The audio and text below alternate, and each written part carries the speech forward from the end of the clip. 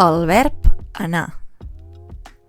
El verb anar ens parla del desplaçament d'un punt A a un punt B. És el mateix que en anglès to go, en espanyol ir, en francès aller o yaghdab en àrab. Com s'utilitza? Primer, cal saber que és un verb irregular. Per tant, l'arrel d'aquest verb es va transformant cada vegada depenent de la persona de qui parlem. Ho mirem? Jo vaig.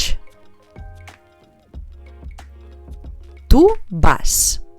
Ella o ell va. Nosaltres anem. Vosaltres aneu. Ells van. Exemples. Jo vaig a la plaça. Tu vas a l'oficina. Nosaltres anem al mercat. Vosaltres aneu a la platja.